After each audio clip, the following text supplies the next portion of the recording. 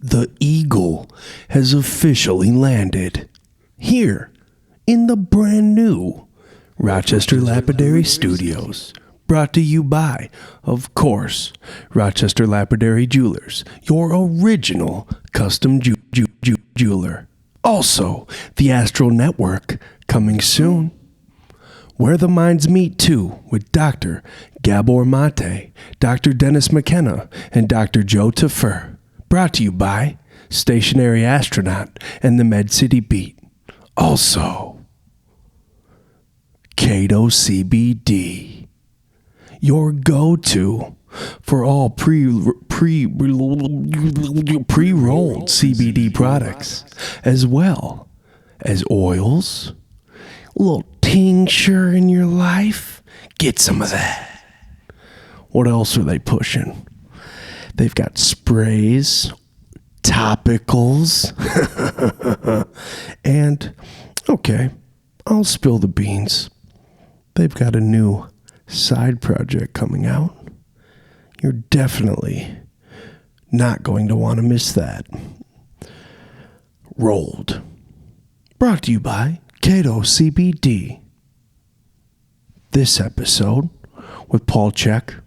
This is that moment in the show, in the ads, where I psychoanalyze my guest, you know, like he needs it. I got linked up with Paul from my friend Josh with Wellness Force. He's got the Wellness Force podcast. You should definitely check him out on all platforms and mediums you listen to podcasts at. And I got linked up with him through my friend Thaddeus Owen, my brother, Thaddeus Owen from Primal Hacker. It's crazy how the 6 degrees of separation, or the butterfly effect, really takes hold in the world of media in your life. If you just keep pushing forward, great things happen. I'm a advocate for it because it plays such a huge role in my life. I get introduced to someone, and before I know it, I'm flying out to go do some awesome shit. I love it. Who is Paul Chek? Well, Paul Chek is a world-renowned expert in the fields of corrective and high-performance exercise kinesiology, stress management, and holistic wellness. For over 30 years, Paul's unique, integrated approach to treatment and education has changed the lives of many of his clients, his students, and their clients. Well, there's the butterfly effect right there. By treating the body as a whole system and finding the root cause of a problem, Paul has been successful where traditional approaches have consistently failed. Paul is the founder of the Chek Institute, based in California, and the PBS Success Mastery Coaching Program. He is a prolific author of books, articles, and blog posts. In addition, Paul is a registered Native American spirit guide and medicine man with the Nemenhah Band, a Native American traditional organization. I definitely butchered the Nemenhah Band, people of the truth, in parentheses it says. This is where he initiates a process of awakening, often fulfilling comprehensive healing through sacred ceremony. And anyone who has experienced can definitely side with that. We have these awakenings due to a new perspective that is gifted to us in ceremony by being at one with this medicine and working with it and allowing it to work through us. Now, people think that, oh man, you go trip balls for 5 hours and then what? It's over. No, that's where the work has just begun. Your chakra system has been realigned. Your spirit has been recalibrated. Your pineal gland is blasted off and welcoming all new types of insight into your daily life. Your regimen shifts, it changes, it grows. Your tentacles start spreading out. You start attracting the right kind of people into your life. Magic ensues. And that is why we work with the medicine as psychonauts. It's a gift. sent to us from the universe through vegetation. Put that in your pipe and smoke it. That is literally what's happening. We are students of the plant world. We are disciples of it. We are the children of the plants. That's what's going on, folks. Our diet, our mental health, our medicine. Paul Stamets in his work with mushrooms can literally recalibrate your body and your mind. I start my day with reishi, end it with lion's mane. This is something that is changing our lives, and we are in a renaissance right now with plant medicine as a whole. The future of psychology and psychiatry is diet. It's your second brain. It flows through your gut flora and biome. It controls your serotonin, your happy neurotransmitter. Can you believe this? You should. It's our future.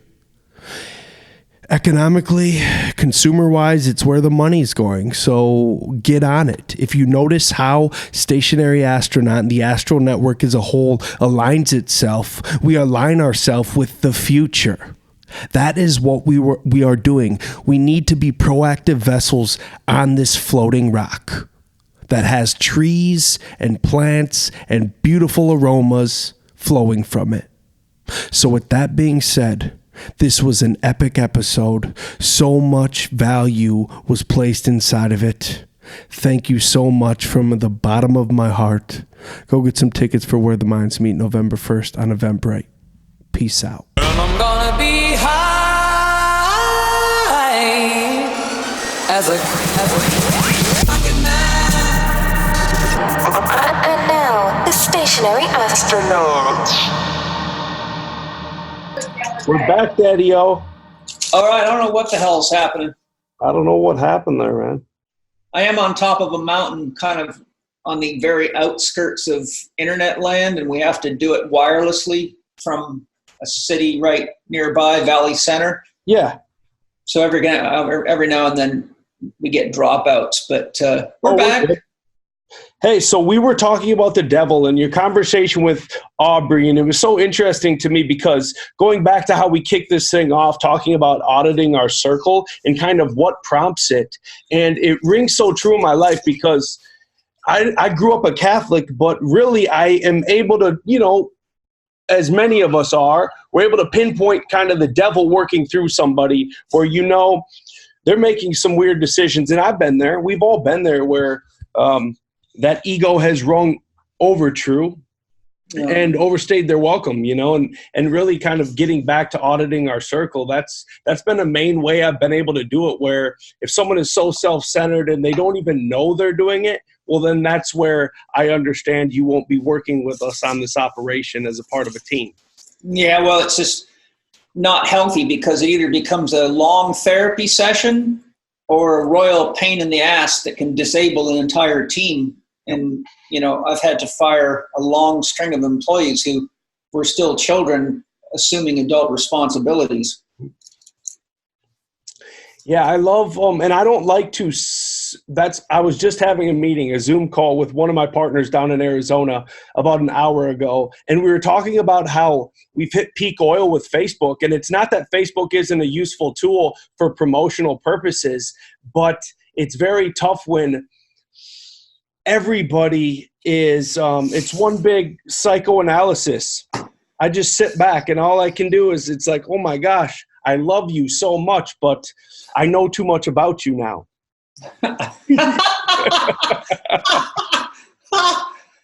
Well, there's a deeper reality to that. If you really understand shadow work, first we start with our personal unconscious, and then we get into the kind of the social level, which includes the family's unconscious. And then we go into the collective unconscious. And if we can handle that, we make it to the sacred unconscious. And, when we're looking at things like Facebook and such forums, we're really able to see the collective unconscious at work. And we can see it in Donald Trump because, no matter how we say he got there legally or illegally, the fact that he's there is an expression, it's a manifestation of our collective unconscious, which is allowing us to see what our choices have produced. And it's also allowing those that want to stand up for a healthier relationship in a world community to make their voices be heard, or we have no democracy anyhow. Lao Tzu says the government always reflects the people. So we can complain a lot about government and corporations. And I tell people all the time, the best thing you can do to stop dangerous corporations is stop putting money in their pocket by buying their products. Voting's not going to help because we don't have a government. We have a corporate headquarters. So their job is to keep these corporations profitable and keep you buying their stuff, whether you like it or not. Vaccinations is a fantastic example of exactly that. Something that's clearly very dangerous, but keeps getting retooled and swept under the rug and manipulated for corporate agendas, which is profitable. And then you got, other people's agendas, such as Bill Gates for reducing population and things like that.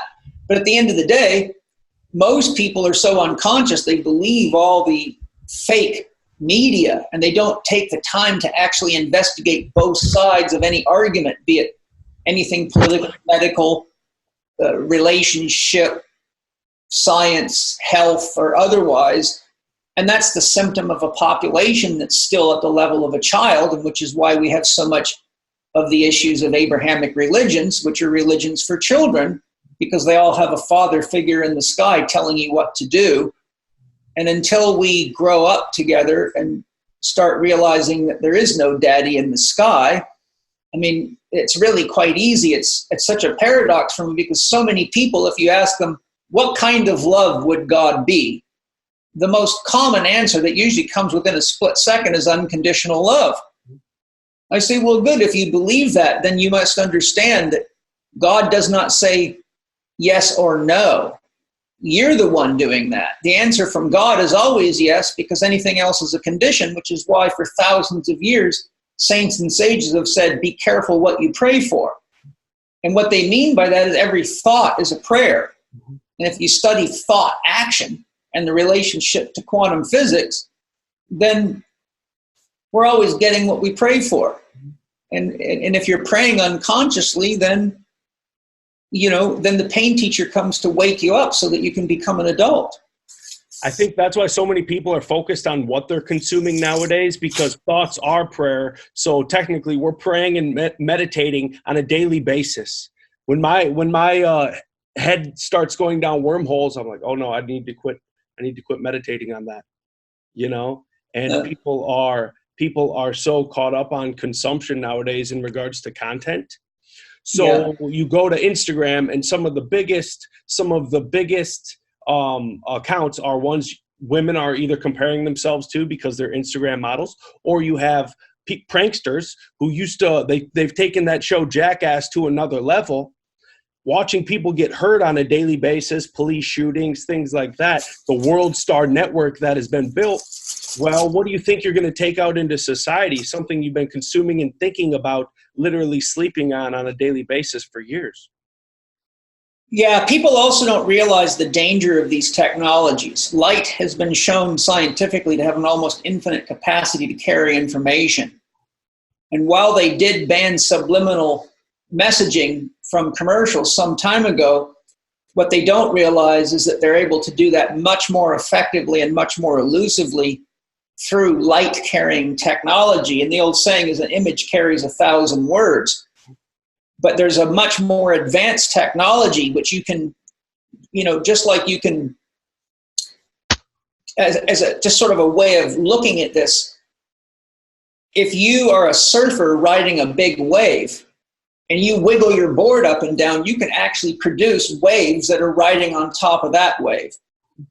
If you were had the skill of a drummer in your feet, you could put multiple waves at different frequencies just by the way you move your board, and each one of those carries a message in it. So what people don't realize is that we're, as a world culture, being programmed to buy and to act and to move and choose in ways that really are only supporting a handful of people that are the network programmers. And this is why I think his name's Isle Near, I'm going to be interviewing, who wrote the book Hooked. He gives you the science of how they make all this stuff addictive and get you to do exactly what you want you to do in his book Hooked. And this is one of the reasons Steiner schools don't want any of their kids using tablets and social media platforms, because they saw it significantly decreases from their ability to learn and increases the amount of violent interactions between them and other kids.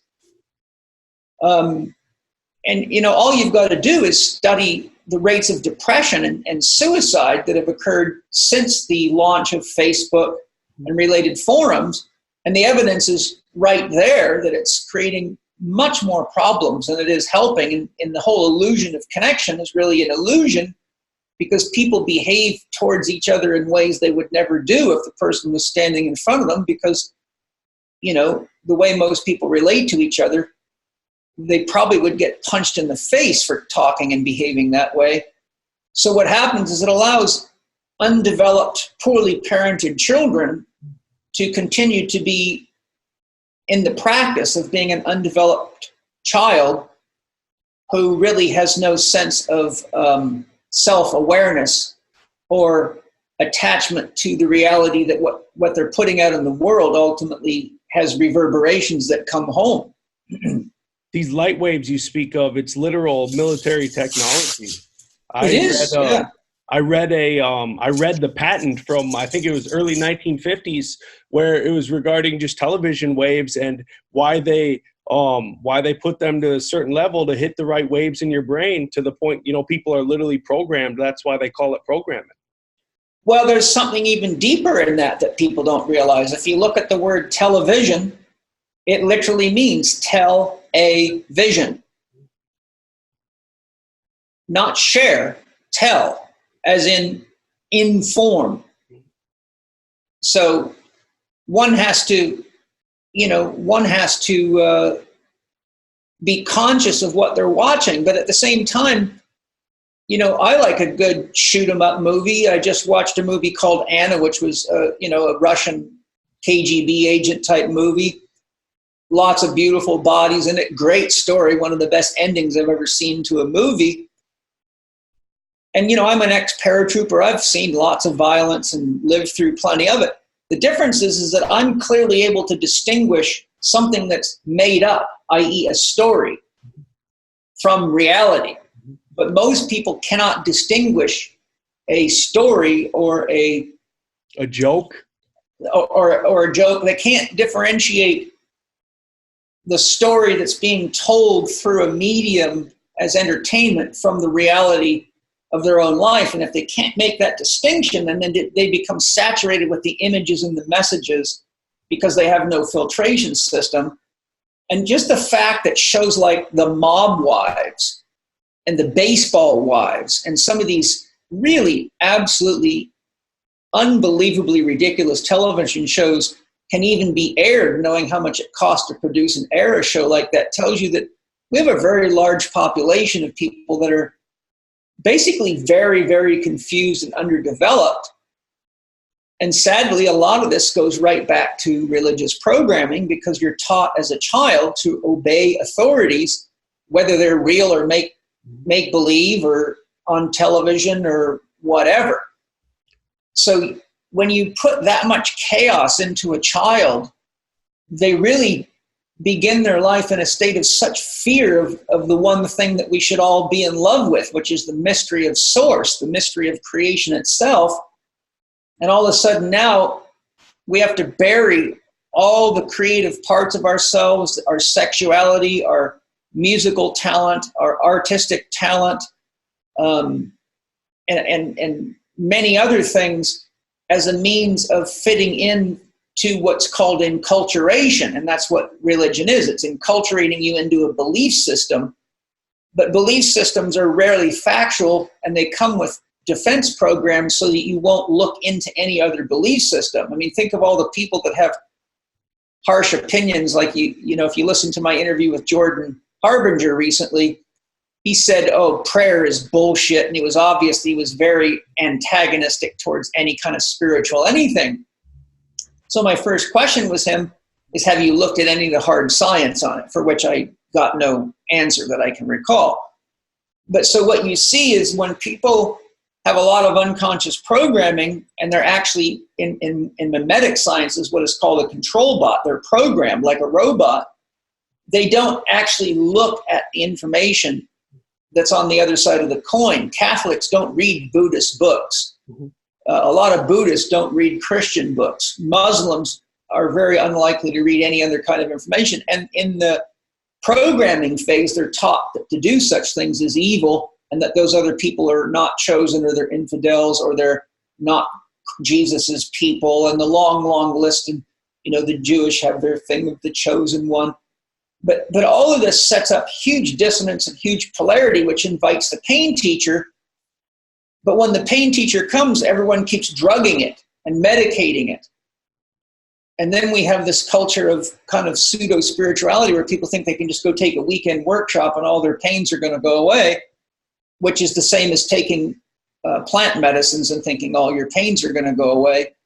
So really, we're kind of in this interesting stage of evolution where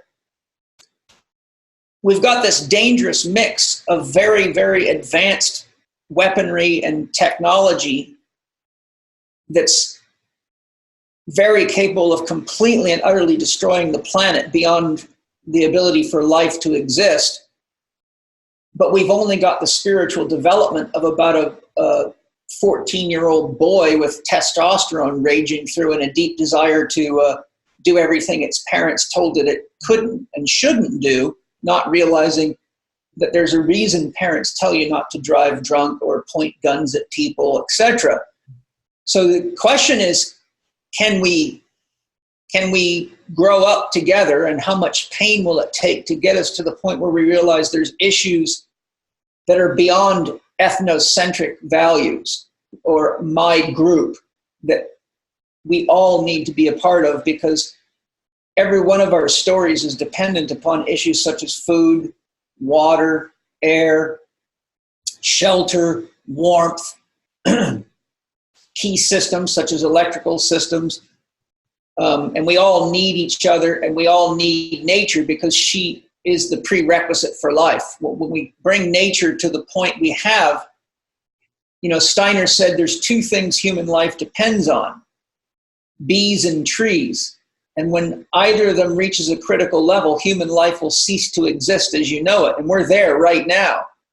We're cutting down massive amounts of trees, and we've got massive problems with bees dying off all over the world due to all the electromagnetic pollution and the use of dangerous farming chemicals. And, just to show you how stupid a 14-year-old science mind can be, I recently read that one corporation proposed to the government to make billions of mechanical bees and release them into nature to try to replace the bees. And, of course, they're going to make millions, if not billions of dollars on these little robot bees. But to not realize that that's not how you solve the problem, that's just creating another problem that's causing another expense.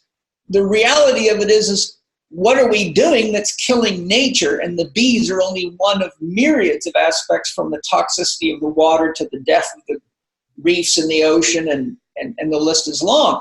And, then you got people like Bill Gates saying, oh, all we got to do is fill the sky with aluminum particles, which will reflect the sun, and that'll control the temperature.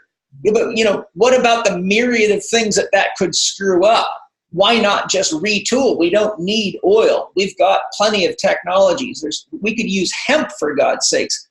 Marijuana could replace lumber. It could replace clothing, textiles. I mean, there's a product that's so versatile, but corporations have repressed it for, 150 years because they have a financial agenda. But, we have solutions. The same technologies that are getting us into trouble can actually be used effectively in most instances. Computer technologies cause trouble when they're abused, but they're a great solution. chemical technologies cause great trouble, but they're also a great solution. So you could look down the line and say, here's the ways we got in trouble. Now, if we just learned how to use those tools morally, and we didn't let scientists just invent shit and sell it willy-nilly without some kind of level of morality. I mean, Paul, the list is long. Paul, you set me up for a question that I wanted to ask you. And because I just knew that some way, somehow, in a roundabout way, I didn't expect it to come about this way. I knew I was going to ask you, in the land of gluttony, how do we reshape our citizens' practice of overconsumption? Well, I think that you have to first look at the roots of that. In my podcast with James Hollis, we got into that. He's a famous Jungian analyst and a genius.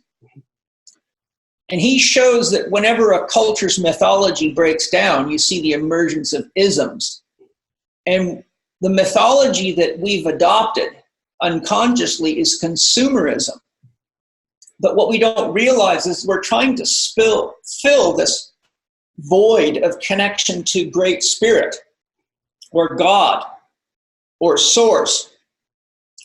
We're trying to fill this void of disconnection from each other and from nature with food and with cars and with iPhones and computers and houses on the hill and fashion statements. And all we've got to do is look at how many movie stars and great singers and high-profile people who have all the money in the world and can have sex with anyone and everything and have all the drugs they could ever consume ultimately end up killing themselves because none of that fills an emptiness that only love and connection can fill. If you look at it from a human physiology standpoint, a great way to give yourself a disease is to bring in more food and more toxicity than your body can effectively detoxify, or food than you can metabolize, assimilate, and eliminate. And that's the first invitation for fungal and parasite infections, which debilitate your nervous system, get you eaten from the inside, poison your body, and turn you into a medical statistic in a very short period of time. So the first way in my opinion, the first thing you got to do to really heal any ailment is identify what the root cause of it is. And the root cause of it, in my opinion, is that our culture has lost its mythology and it's even losing its connection to itself. We have to be careful with people like Donald Trump because they could easily trigger off a civil war, which means we've lost connection with ourselves, let alone the world. And look how many people are having a civil war within themselves, except it's not very civil. So when you say, well, what's causing all this hubris and all this excessive consumption, it's how people medicate a civil war within themselves. And so it becomes a way of projecting your pain onto the bottle or onto the marijuana or onto the food or onto the next car. But it's really, not only is it not solving anything, but most of us are unaware of, if you were to track what it takes for nature to produce a computer or an iPhone, in other words, where do all those materials come from? Look at every single piece in a computer or an iPhone or a car or your clothing or the food you're eating and say, okay, how many chemicals were involved that are dangerous? Where did the minerals come from? What countries were they mined out of? You would be shocked to find that even some of the simplest things are a tremendous drain on the resources of the planet, but we're extracting at a pace far greater than we're returning. So basically, it's unsustainable, and the pendulum has to swing back.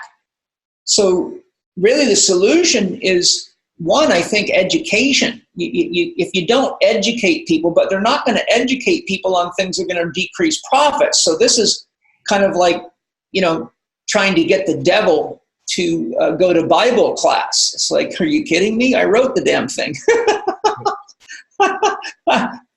And so, a lot of shadow work, it sounds like, needs to happen. And I know I talk with Graham Hancock a couple years ago, and he just relayed it back to more plant medicine, more ayahuasca. And the more I think, because I'm not an advocate to like push plant medicines onto people, but when I'm also a solutionist, so I try to go to the root, find what the possible solution could be. You know, we come from the land of Mayo Clinic. I grew up seeing some of the world's best doctors, and even then they're running around in circles, Paul. I know. I have no clue what to do, and all I can get back to is spirit. So I just interviewed the Sisters of Assisi Heights. They were the original nursing group and basically statisticians for the Mayo Clinic and the Mayo Brothers. And it's so interesting because they know they don't have the answers, but what they do know is spirit is the solution for all, as long as we can audit our freaking shadow, correct? Well, yeah, and the reality of it is that it needs to start at the top. If mom and dad don't analyze their shadow, there's no way they can produce children that aren't heavily shadowed. If government leaders don't work on their shadow, there's no way they can govern without a lot of shadow. If corporate leaders don't work on their shadow, there's no way they can run corporations without a lot of shadow.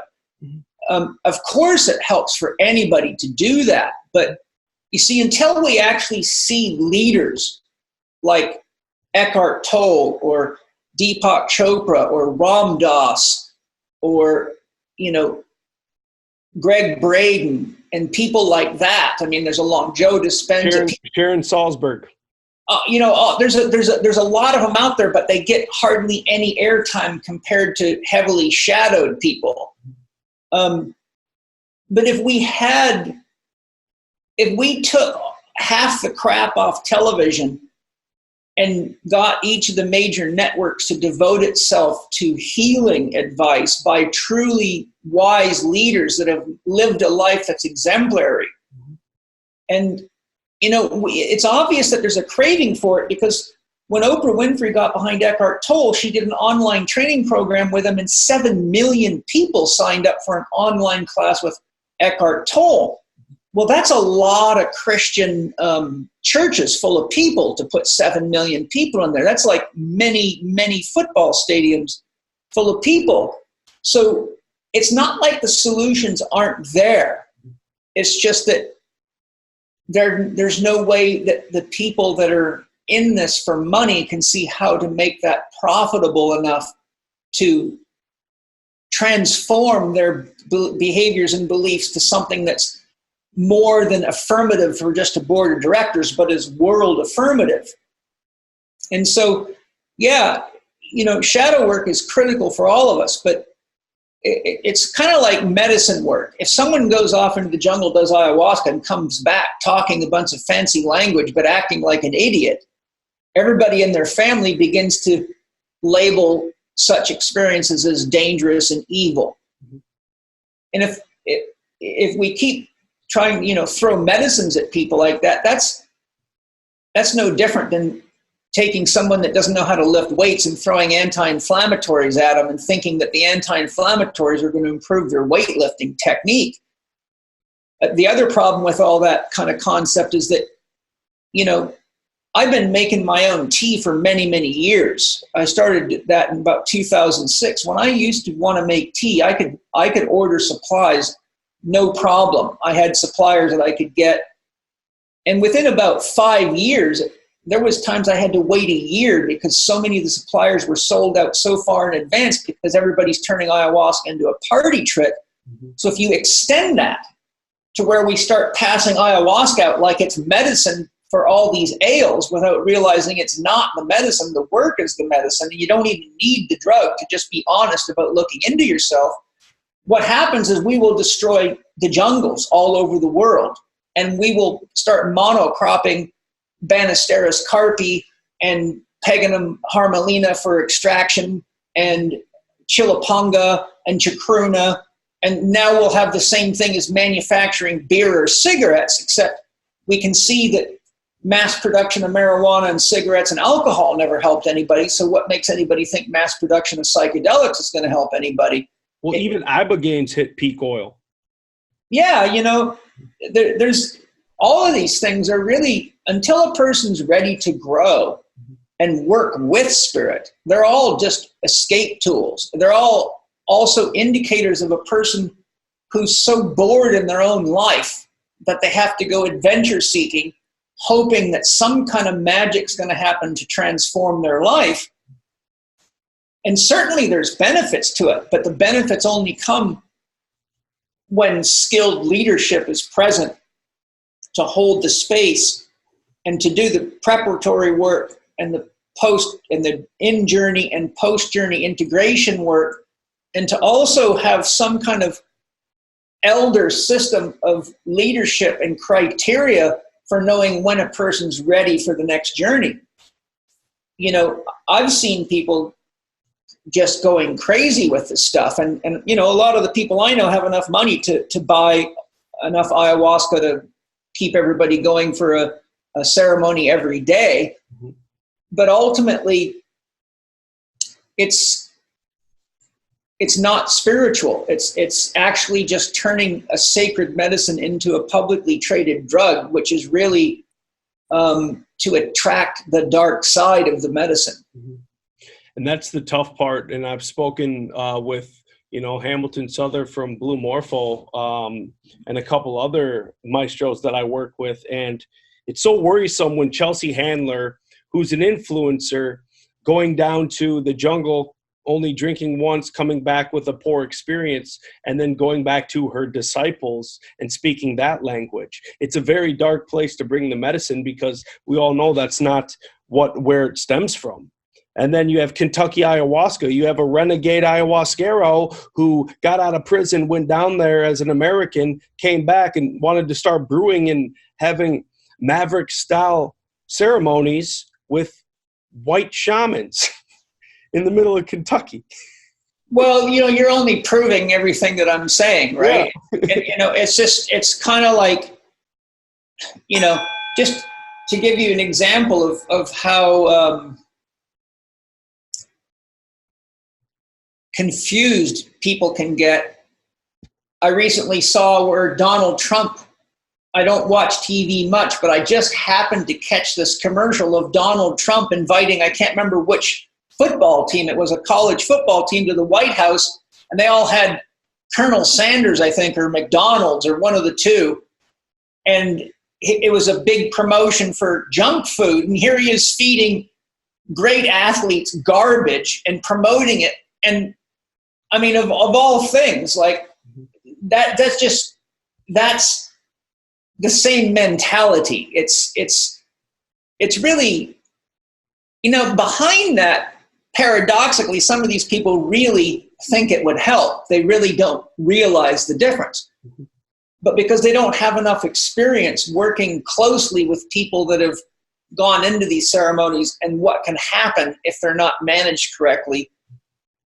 Not to mention the fact that the number of people that I've seen that have picked up entities in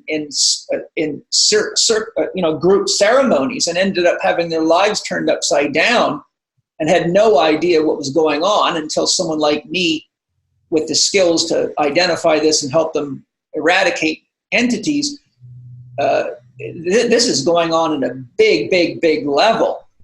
And the medicines open your field up, so you're not able to protect yourself from an entity unless you actually know how to do that. But the safest protection from an entity is to fully inhabit yourself, which means to really, truly, genuinely be in love and in respect and honor the gift of the temple of life that you are. But if someone's like depressed and doesn't love themselves and vacates themselves, well, that's like leaving your car door wide open with the keys in the ignition while you go pay for gas and being upset when you turn around and see someone driving your car away. Unfortunately, we handle money, power, sex, politics, and drugs all like children handle Barbie dolls and cap guns.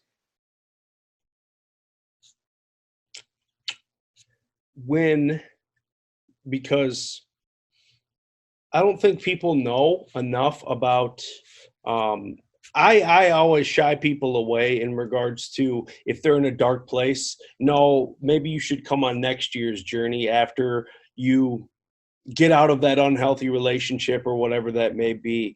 Because I've seen people who I've met down in the jungle and have brought with them some Uber baggage. And if they're unable to get through it throughout the week, the therapists on staff and the spirit workers, their hands are tied, because no matter what, they have a retreat following the next week and the next week. And I'm in chain emails with some of our groups we've gone, and it's actually pretty easy to tell throughout the process of, say, a week-long retreat, people who are just continuously holding, even beyond group, and we all talk them through things, they're just holding on to the baggage. There's no release there because they, might not have tapped into their self-love meter or whatever that may be. But then we have emails back and forth when they come home and they don't have a Paul Chek in their life. They don't have someone. All the while, we've all been to these retreats. They've got to make their money. They've got bills to pay as well.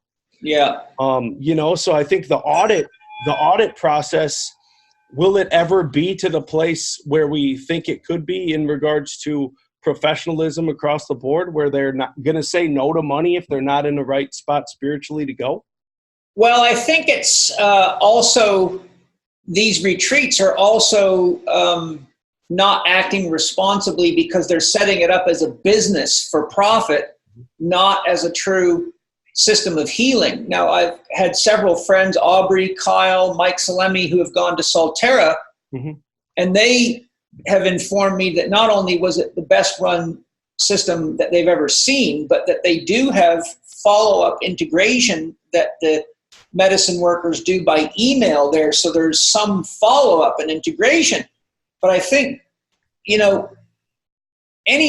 enough well-skilled people in the world, like Dennis McKenna and people like myself and a number of them, that could set up an intake system that uses questionnaires and screening tools, which then says, okay, before you qualify, you need to do the following lessons and pass these lessons. Then you can come, and then the package price includes the handling on the way in, the ceremony, and at least 3 months of integration. Because I've found, in my experience, a medicine journey is in play for about 3 months before the effects sort of peter down to what we would call the state you were in before you got there energetically. So it's that 3-month window after a ceremony where, it's most critical not to do it again, because if your psyche's open for 3 months and you take more, you open it again and again and again and again.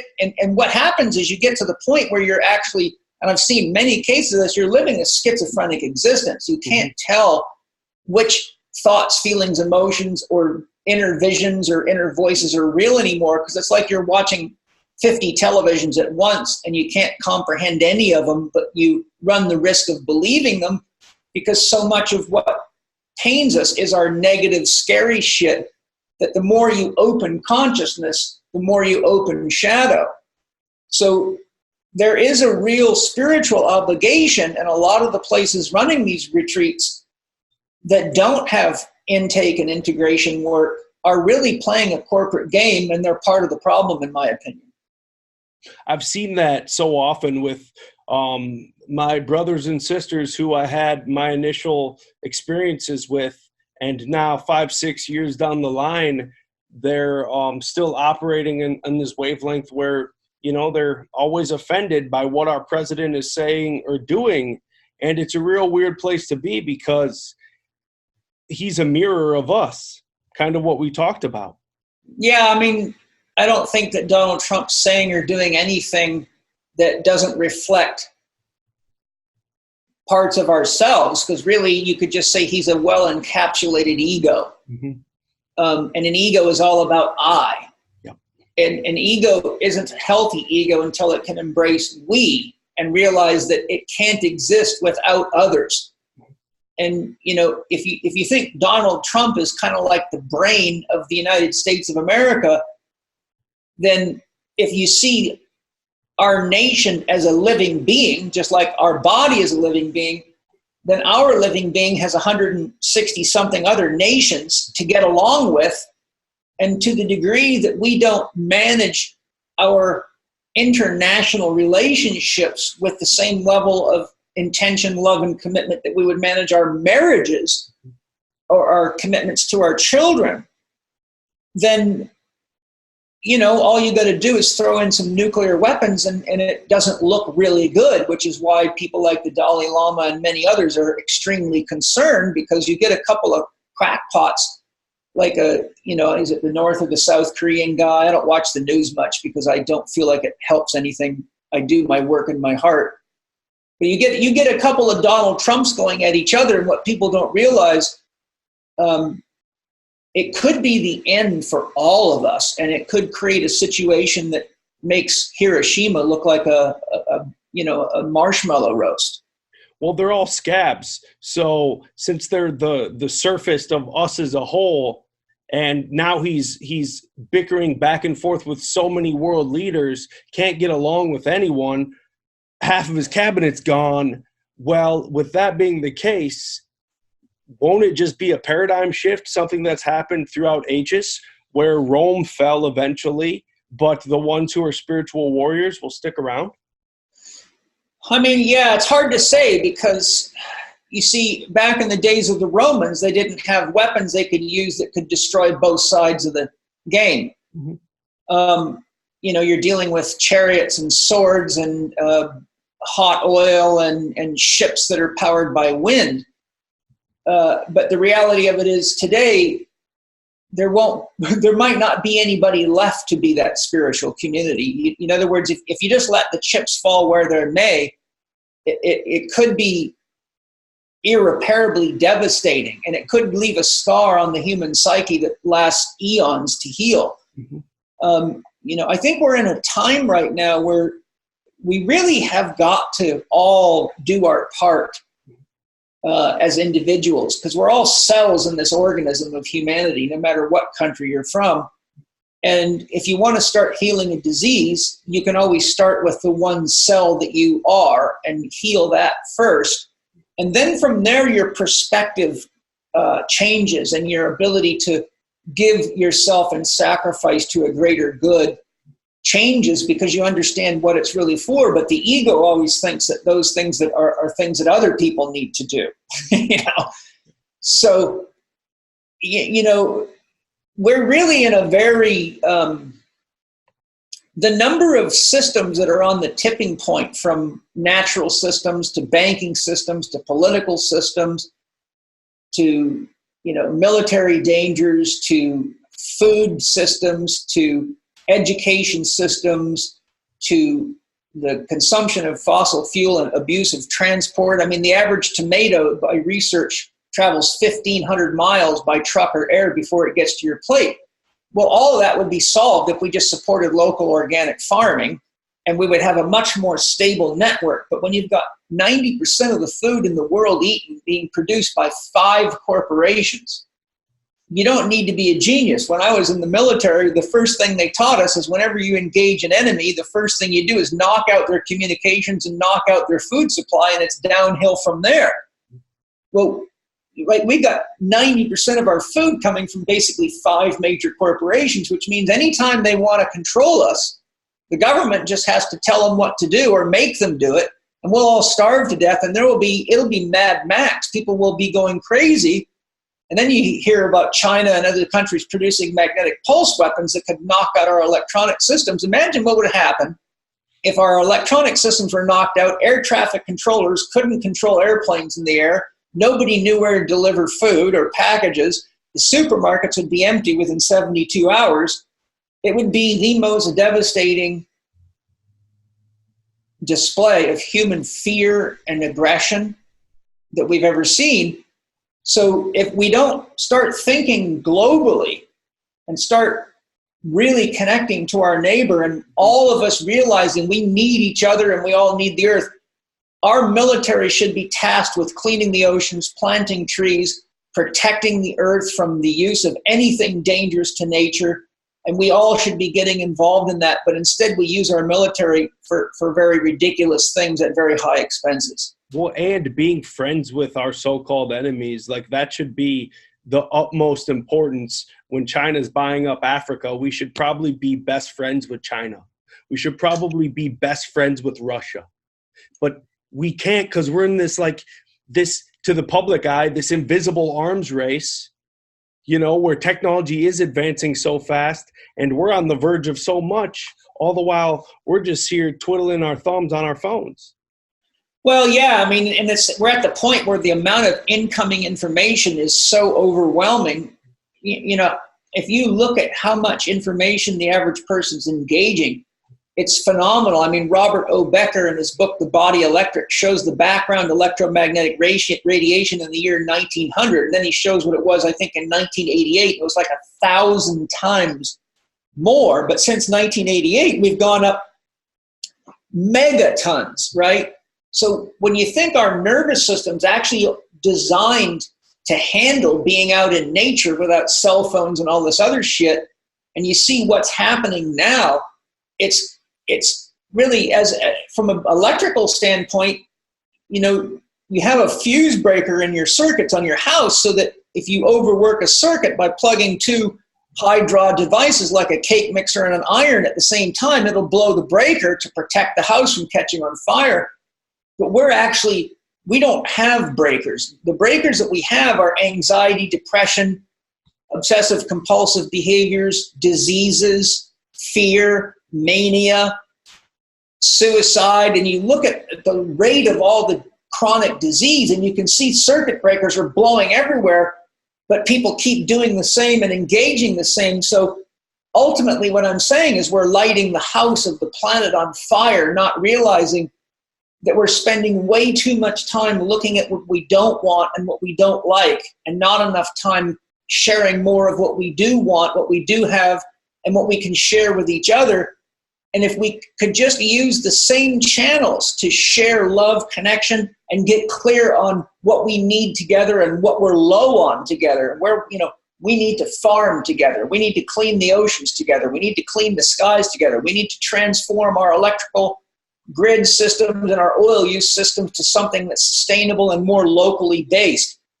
We need to go back to local artisans and not all this shipping shit all over the world, so that each community can be self-sustaining. And that way, if something happens in one area, the community or two communities or 5 communities away can support us and we can support them, vice versa.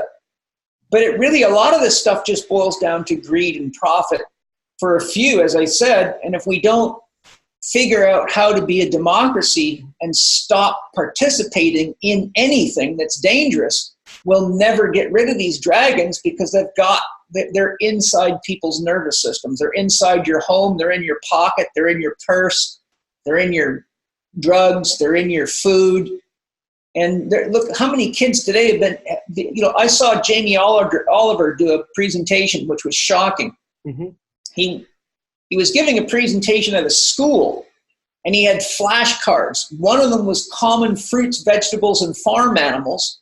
And the other one was corporate logos, corporate insignia like CVS and Shell and, you know, Target and all that. And he showed like hundreds of children, and he'd done this all over the place, testing this. And his conclusion was, based on his analysis of his groups, the average school child cannot identify 50% of common farm animals and fruits and vegetables, but they got 100% of corporate logos correct. Okay? Therein lies the problem. Corporations, corporate America, Paul. Yeah. But we love our 5G, bro. We need faster internet, Paul. Yeah. We have the fastest internet in the world. It's called the Human Subtle Energy Systems. Steiner said human beings will continue to invent technologies outside themselves until they realize that everything they've invented is an inferior copy of something within themselves. The question is, will they destroy the world before they figure it out? Steiner also said India would become the next great superpower and the United States would become the next great country of poverty.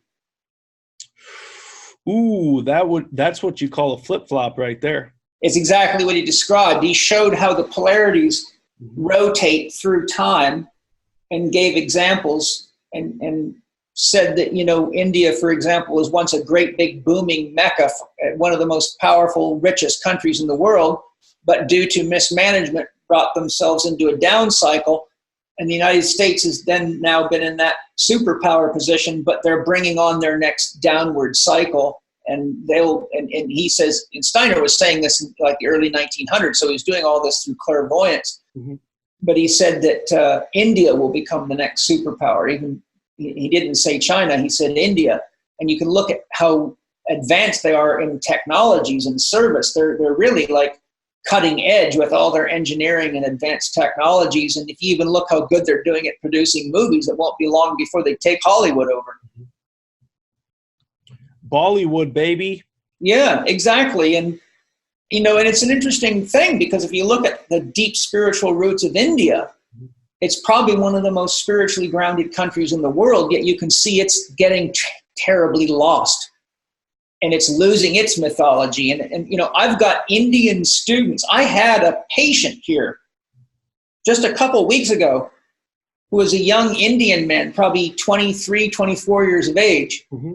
with a lot of mental, emotional crisis going on. And he hired me, and I'm not a cheap guy to see, but he spent, half a day with me or something. I can't remember the amount of hours. But at the basis of it, to help him understand life and what was going on, I had to teach him Hindu spirituality. He did not understand his own Holy Trinity. He didn't understand his own mythology. And I was able to show him using his own country's teachings and spiritual teachings and philosophy, how his life got the way it was. And it blew his mind. I'm like, isn't it amazing that you're coming all the way to California to learn your own spiritual teachings? And so there's an example of someone born and raised in a country that is so caught up in media and phones and technologies and distraction that he's suffering from the very pains that his spiritual teachings would have taught him to address at the ground level if he had been rooted in his own country. So India is having the same problems that we are for the same reasons. Behind this Paul Chek poster behind me, there's Ganesh on the wall. Good. Well, here he is right here. There we go. Yeah. My first ever breakthrough.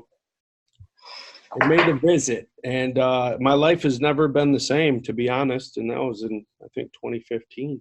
And I never had studied Hindu religion or anything like that. I had no inkling to, no form of understanding at all. It was just the universe brought it. And words can't even describe why did she show up. You don't need words, you just need presence. That's kind of what life has become in regards to the connections. You've already brought up a few names: Dennis McKenna, Jordan Harbinger, some of my friends. Mm-hmm. And it's really interesting. Aubrey Marcus sent me down to Peru the first time back in 2015. Yeah. And it's just so cool to have our worlds collide right now because that video you sent me the other night, I didn't know much about Paul Chek. Besides these videos you send me, they kind of give me an examination of who you are. And that video, I listened to it while I was at the gym, actually, and it was about, they were comparing Jordan Harbinger with another teacher. What was what did you grab out of that? I'm not sure which one you're referring to. They were talking about, not Jordan Harbinger, they were talking about Jordan Peterson. Oh, yeah. Oh, that was a great video with the Zen master. He was so on point with everything he said. And I just, anyone who knows Jordan Peterson right now, he's kind of like this, a renegade talking about bringing faith back to humanity, but he is kind of far on the religious spectrum. Yeah, well, what I got out of it really wasn't so much about Jordan Peterson. It was just that he is waking something up in us and making us look at the architectural and psychic anatomy that we all need to be aware of. The archetypal anatomy. The Zen master was really making very deep points, and the points that he was making is it's time for us to heal our shadows. And the fact that Jordan Peterson's got such a big following and that he winds so many people up is evidence that we got our finger on the pulse. Jordan Peterson has found the pulse where the people don't like him because they don't want to look into themselves, and the people that do like him realize he's telling the truth. And the Zen master is saying, it doesn't matter whether he's right or wrong. He is right about one thing. We all better look into our shadows quickly. And Donald Trump is a great example of the evidence of our collective shadow, and we need to be very observant of that, or we are going to die together. Personal accountability is Mecca in the world of change, and that's why I think I gravitate towards Jocko Willink as well, and of course the Paul Cheks, because people who are self-aware and who are able to excrete their full potential, those are the kinds that hopefully the history books are going to write about when it's all said and done. Yeah, and I better close out here because I got to go to the toilet, and I got a lot of things I got to get done. Been a great conversation. If you share this somewhere, send me a link. I will, brother. Hey, nice to spend some time with you, buddy. Thank you very much. Thanks, Paul. Big hug. Hookah shaka, hookah, hookah, hookah shaka, hookah, hookah, hookah shaka, hookah, hookah, hookah shaka, hookah, hookah.